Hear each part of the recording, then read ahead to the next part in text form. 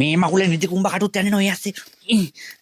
මේ කලබල ගන්න එපා. හරි කලබල ගන්න නෑ. රුවන්වැලිට මං කිව්වේ මෙන්න මේ ගහ තමයි ගහ. හරි ඕකේ කලබල ගන්න එපා. කෑ ගන්න එපා. හරි මේ ගහට නැගනේ හරි. මල්ලි මං ගහට නැගගෙන පස්සේ පල්ලෙහා පොඩ බලපන්. හරි. හරි මම බලන්න. හරි කෑ ගන්න එපා. කලබල ගන්න එපා. හරි මට බැලන්ස් එක තියෙනවා. හරි මේ ගහ පොඩ්ඩක් මල්ලි ඇදෙට තියෙන්නේ. මල්ලි මම මේ නගින ගහ හරි නේද?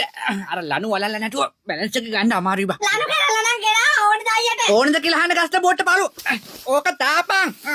ඉන්න මම දාන්න. හරි කෑ ගන්න එපා. කලබල ගන්න එපා. හරි කලබලයක් නෑ. අයියා හැමිට නගින්න මම ෂේප් එක මෙතන ඉන්න. යකෝ ඔය ඔතන්ට වෙලා බහිරව පිළිමෙට සාම්ප්‍රාණි අල්ල වගේ ඉන්නතු බලපන්. අයිතිකාරය එනවද කියලා.